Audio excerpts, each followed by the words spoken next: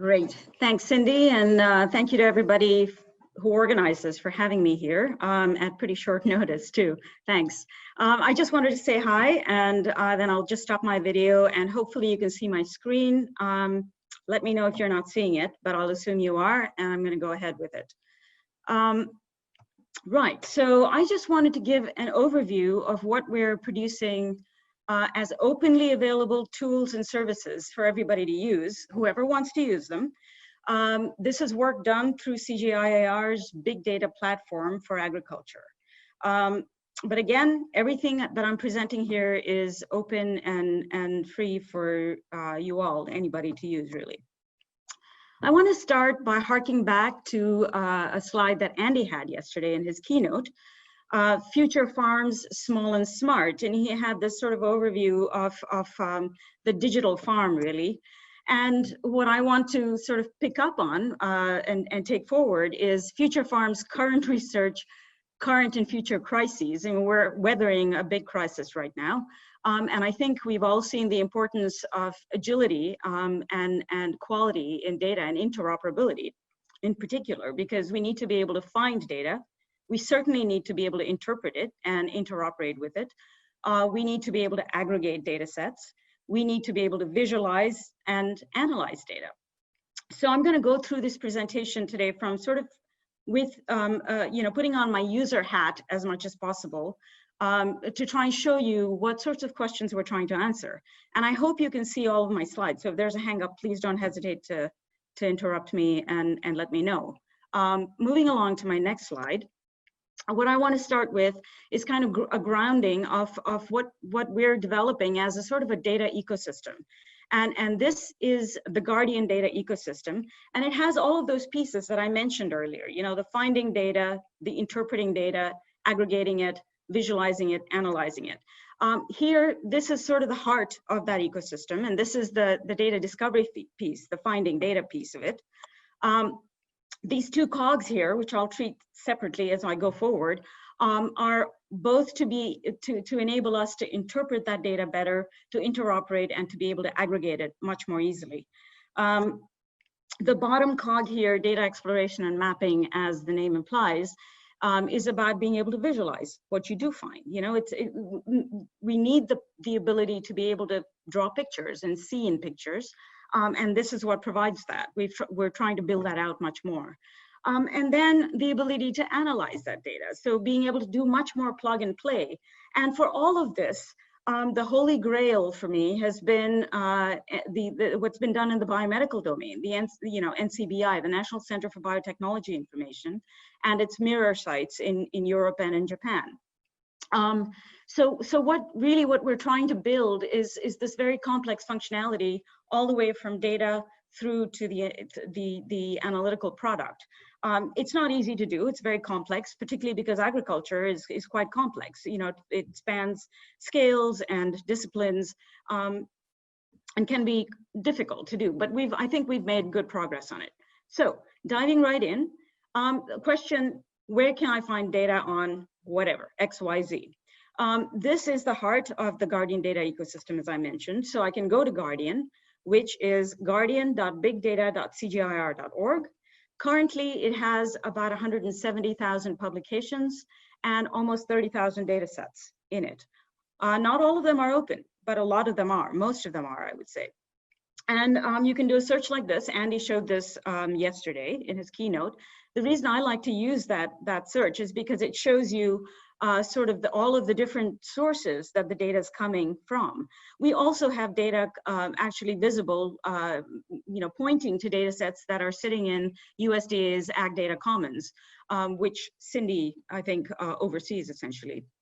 That's not showing up in the search, but all of the not all, but a number of CGIAR centers, DFID, USAID, the Indian government's open data portal, and World Bank do show up here in this search. So that's kind of nice that all of this data plays in the same sort of sandbox and is filterable and diceable in different ways through these top filters and these side themes on the left here. When you do look at a data set, you see, the source of the data, the authors, a summary, and all of the metadata that comes with the resource, whether it be a publication or a data set, that metadata is enriched by Guardian. So whatever is available is used for metadata enrichment. You see a license, of course, terms of use. Can you use this or not? You see a link to the actual data set, because we're not actually holding the data set, we're just making it discoverable.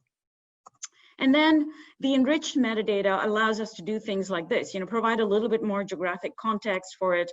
And then going further down, it also allows us to do the keyword cloud sort of thing. And some of those keywords come from user-entered terms, which could be Agravoc terms, as Kristen just presented. They could be ontology terms.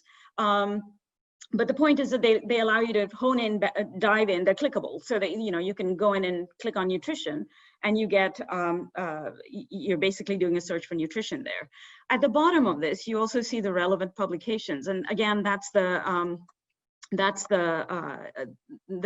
enrichment technique that partially allows us to, the algorithms in Guardian, to do this kind of thing, where you're getting more context on the data set that you're looking at through these relevant publications. And when you're looking at a publication page, you'll see relevant data sets there. Lastly, a lot of people here have talked about fair scoring. We've implemented that so that each resource now in Guardian comes with a fair score. This is not some kind of policing. This is just a way to sort of enable you to determine how interoperable, for instance, is a particular resource. And interoperability is extremely difficult. It's not easy to do. We're making progress on that in that realm, but it tends to be the sticking point for all of this. So we've enabled things to be scored, but you might ask, I want to actually make my data fair and upload it so that it plays with all of the data in Guardian and others can see it and use it and interact with it in the same way. How do I do this?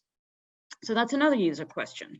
And for this, we're going to move away from the heart of the Guardian data ecosystem now and look at the ontology and metadata tagging tools that we're developing. So this is part of a data upload and fair workflow. So within the next month, you'll be able to visit Guardian and be able to upload a data set. So if you don't have a repository, for instance, or you just want to upload your data somewhere, you can do that with this in a very easy step through fair workflow that'll give you the ability to make your data fair as well. We've also included in Guardian this sort of guideline, these sorts of guidelines for each of those fair data indicators. So for the F, the findable, to make something more findable, what do you have to do? And this is a blow-by-blow account of how you can get from sort of a level 1 to a level 5 to make it more findable, to make something more accessible, to make something more interoperable and reusable. So there's an F, A, I, and R as part of this. I'm just showing you one of them. And the link to that guideline is out there, and you can use it. So here's another kind of question. It's great that I can make my legacy data fair, my historical data fair, or new data that I'm collecting, I can dive in and after collecting, make it fair. But I would actually like to make my data fair from the moment it's collected. How do I do this? So for this, we focused on the agronomy domain, but CGIAR has ongoing work and already has breeding-focused field books that allow you to collect data, breeding data, crop breeding data that's already fair because they're based on ontologies. This is an agronomy field book called the Agronomy Field Information Management System. Andy showed this slide as well. That allows you to make your data fair. And I've included a link here. You can go in and check it out yourself. All of this, again, is open and free. So let me just dive into it. This is just to show you the home screen, but what I want to focus in on is something that Cindy said just a few minutes ago in the chat. If tool builders do their job well, it may not be necessary for field workers to think about ontologies at all. And this is very well said, because this is exactly what we're trying to enable through AgroFIMS. We don't want agronomists and researchers to have to think about what an ontology is and how they have to interact with it. Forget about it. Just use the field book. If you're an agronomist, you'll be able to use it. So that's where we want to get. My hope is that we're pretty close to that, if not already there. But then I have my head buried in this all the time, so maybe I'm overestimating. Just to give you a sense of what this looks like, when you're actually, when you dive in to go create a field book, you will first go to a sort of a map interface and hone in on where you want to actually position your site. So you can do that first, create a site, and then when you go to site at the top here, you'll see that. That site come up as a list. But here, the experiment and personal tags that you see at the top of the menu here are ways to actually put your metadata in from the start. And if you look at the arrow here, type of experiment, what you see is a set of choices, and all of those are ontology terms. But you don't need to know that. This is very understandable. So you just choose what's appropriate and go forward. And everything in agriphoms works like this. It's very understandable. And you should just be able to use it. So you go through these tabs, you set up a, you specify your crop, you specify whether it's an intercrop or a monocrop, relay crop, etc. All from the ontologies. You set up your experimental design, statistical design. You go through your management practices, your weeding, irrigation, mulching, residue management. You can do all of that or none of them, depending on how complicated your experiment is. And you set up what you're actually going to measure. And there are some other modules here, weather, soil, crop phenology, etc. What you end up with once you do this is a field book that looks like this with multiple tabs, the first one of which is a metadata tab, and the others go through and lay out what you've already done. You ship this field book out to an Android data collection app, again, openly available on the Play Store, Android Play Store. It's called KD Smart. So you download that on your phone or your tablet. You can bring this field book in, and then you go through and collect data. And once you've collected the data, you ship it back to agriphoms if you want. You don't have to. You can do whatever you want with it after that. But if you ship it back to agriphoms, you can do a quick statistical analysis. And once you do the statistical analysis, agriphoms will give you a very nice statistical report like this. This is actually from agriphoms. So it's we've tried to add a lot of value for researchers, make it simple, stupid, that adhering to that principle, and then giving back a lot of value add. So the metadata schema adheres, it's based on Dublin Core essentially. So, it meets with a lot of institutional repository requirements. So that's useful as well. So the question is, you've told me a lot about what a semantically enabling data. What can I actually do with this semantically enabled FAIR data? So again, diving back into Guardian, under the, if you do a search, you'll see a data exploration tab pop up on the next screen from the home screen. And you see the semantically enabled data tab here. If you click on it, you'll see some sort of demonstrations of what you can do with semantically enabled data. So here I've said, all right, Guardian, please give me data for yields of not improved sorghum. So I've chosen sorghum from a drop-down list of crops here.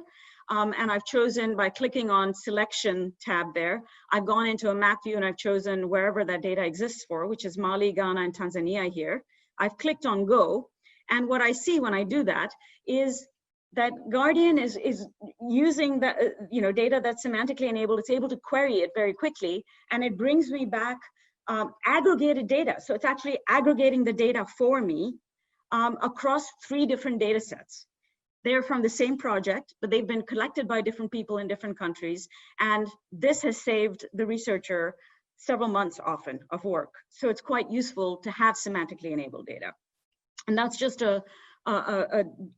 several people on the chat were sort of saying, well, I don't really get what this will do for me.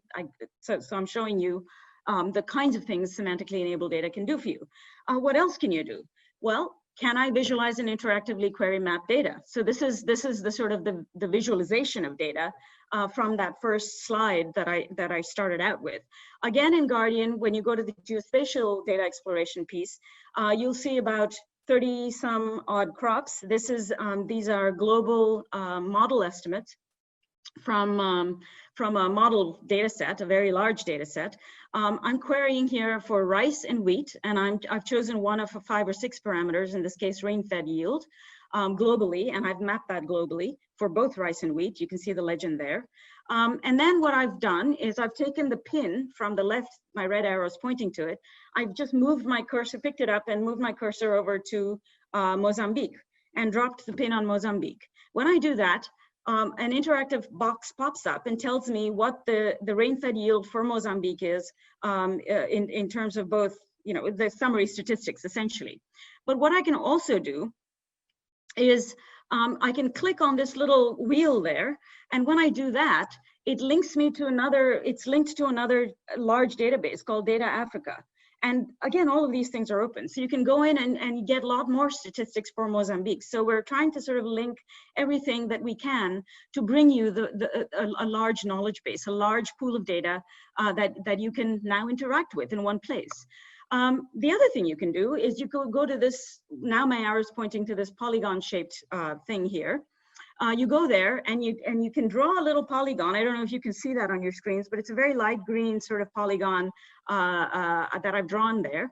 And now I'm querying the summary statistics in Mozambique for that particular area. So I want to know the rain-fed yield of rice and wheat for a particular area. I can do that.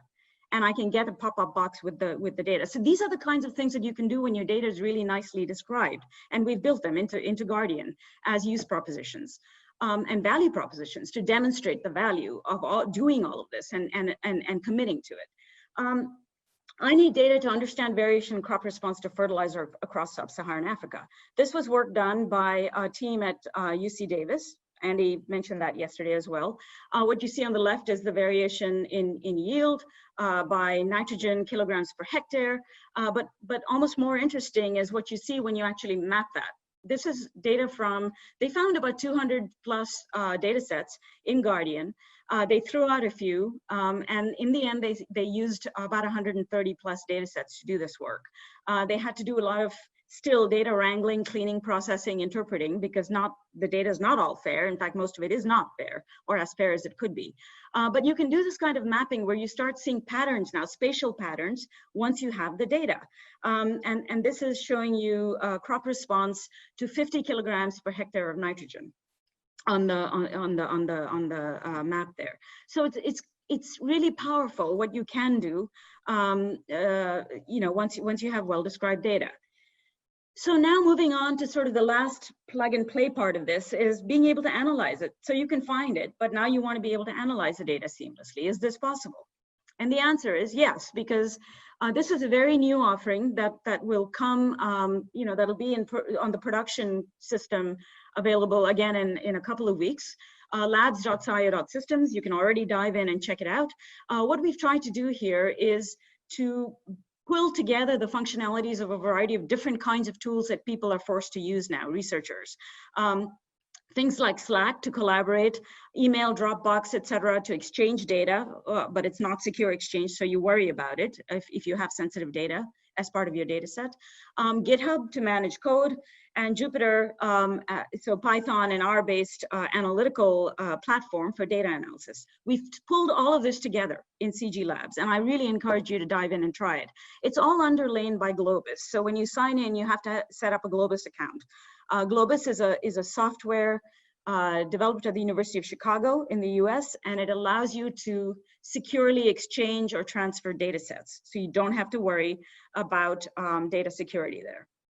So CG Labs is pretty complex, but what you can do is things like this. So this is my space. This is I've set up a space for my team, say, which right now has a few members, very few members, because it's just a test space. But you can set up a lab space or a field team space for your team. You can find data, so it'll do a search on Guardian. Here I've done a search for potato variety, and I see all of these results. I can click on these boxes for the CC BY or CC0 data sets, which are the least restrictive licensed data sets, and I can save them. So once I save them, I find the data, I save it to my team space here, Medha's team space, you can see that there, and I can now securely share it with others. So it's with my team members, essentially. Here's a bunch of data sets, you can see those. What I can do next is I can also click on this geospatial exploration. I go there and I have the same things you saw in Guardian. The top icon there that you see is the crop production data set I showed you. The bottom one here is a very large 7-8 terabyte climate data set called CMIP6 in this case. I'm not going to dive into the particulars, but the point here is you can choose one of several models, climate models, I've chosen maximum temperature there.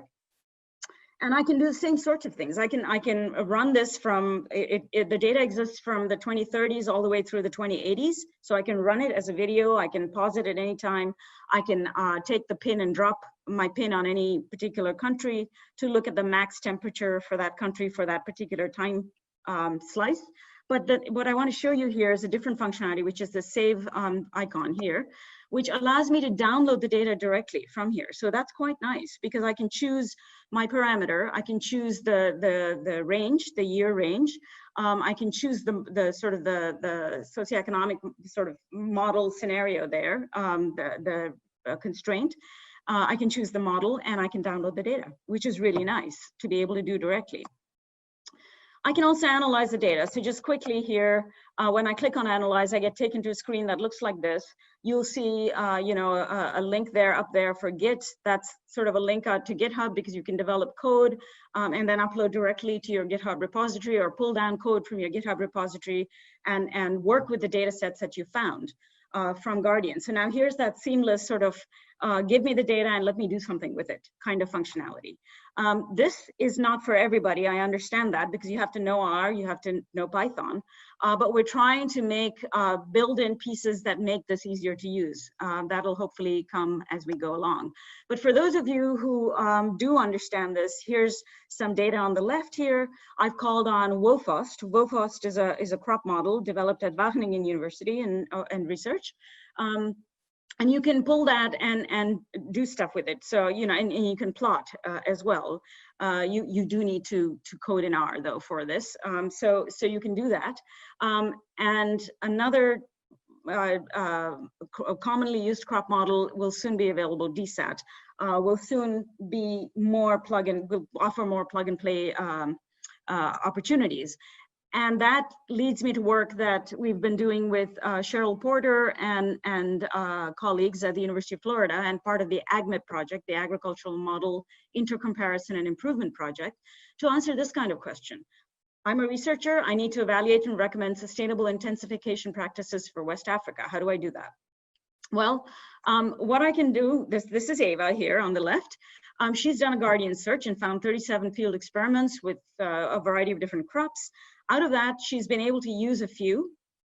And what she's done is data variables in those few data sets perhaps were mapped to terms from the ICASA data dictionary, which is commonly used by modelers to describe data variables like,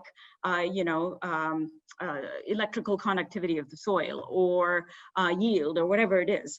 But you can also map to agronomy ontology, crop ontology, unit ontology, etc. And then what the team has done at the University of Florida, AGMIP team, is to develop these what are known as translation tools that can take the data that you find in Guardian, render it model ready with not too much pain, and then that qualifies it, that makes it available for models like DSAT. So we want to build this kind of data to decision support analytical sort of solution seamlessly. And we're in our early stages of this, but it's promising and we're getting there. So now I'm going to change gears and sort of dive into a quick set of use cases, which I included because I know that this is going to be shared and you can click on these and get to them if you want. I need help planning for data management. Well, we've developed a data management checklist, which might be helpful. You can take it or leave it, take whatever is useful out of this for you. You don't have to use it all. And there's an exemplar template as well, a data management template. There's also something called the DMP tool online, which I forgot to include it here, but you can check it out. Just Google DMP, Data Management Plan Tool, DMP tool, and you should be able to find it. But these things might be helpful if you just want to start out understanding what you need to do to plan for good data management right from the start of your project. How do I prioritize which legacy data sets to spend time and funds to verify? We have a data prioritization matrix, which gives you a nice sort of analysis based on the value of the data set, the cost of the data set, and the risks associated with that, making that data set open, essentially. So that's something you may want to take a look at. I'm writing a proposal, but I have no idea what to budget for data management. We have a budget template that gives you sort of, line items where you can look at, it sort of sparks your thinking on what to budget for. You know, it might be helpful, it might not, but I'm sharing it just in case it is. What can I do to ensure data is collected and managed consistently across project locations? So we have an example standard operating protocol there, which you can, again, take or leave. I should qualify this by saying that many of these tools are focused on agronomy, because I'm an agronomist, a cropping systems agronomist, and a soil microbiologist by training. But you know, you can certainly modify this. I would imagine that starting with something in hand is a lot easier than starting blank.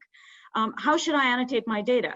Marie-Angelique is here, so is Abenet from CGIAR, and Bossen I saw as well. They're all part of the metadata working group led by Marie.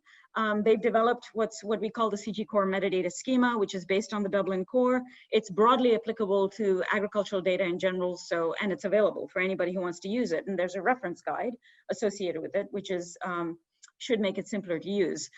There's also, and this is built into our FAIR workflows as well. There's also the AgroVoc that you heard about, which we use quite significantly at CGIAR. And we use, of course, the crop ontology and the agronomy ontology, and a number of other ontologies that Clément mentioned in passing as well. We're enhancing livestock and fish ontologies, and we're in the last sort of home stretch of building a socioeconomics, the beginnings of a socioeconomics ontology as well, to make all of this stuff interoperable and interpretable more widely. And again, the idea is to build these into tools so that, to the extent possible, you shouldn't need to know what an ontology is and what it actually does. Standard data collection sheet, again, this is this is primarily agronomy focused, but the principles here are much more broadly applicable to all data. So have a look at it. These are all clickable links that I've included here for you. And this is the rest of that data sheet. You see the first tab I showed you down at the bottom was the metadata, and then you have a protocol visible there. You have the descriptions of the variables, which I'm showing here. You have raw data and field collection sorts of things, looking quite similar to what Richard was showing you. And the idea here is to include URIs and then share the data, of course. Medha, I'm sorry to interrupt. We do need to wrap up. Okay, So I'm done. This is my last slide. So, okay, great. So, well, this is just some more stuff: ethical data management, data processing, wrangling tools, anonymization tools. Have a look at those. All of this stuff is, I'm sorry, I'm on there for front and center, but I couldn't convince them not to have me there. So this is best practices for open, fair, and ethical data. And we started out talking with Ima Chipo, who was then at CTA, and Wageningen, and I think Godan, they collaborated on a sort of a 101 of open data course. We started talking with them and realized actually in the end, we weren't going to be using much of what they had developed, but we built on top of what they did. So think of this as a 201 sort of, next level up, open, fair, and ethical data. It's focusing mostly on the fair and ethical pieces of this. So this will be available soon through the Tech Change platform. With that, I'm going to end. This was an overview of all the tools and services. Again, all of them are openly available. You may want to dive more into them, and you may have questions as you go along about how to use these, how to collaborate with us. Please don't hesitate to contact me. That's my email up there. Thank you.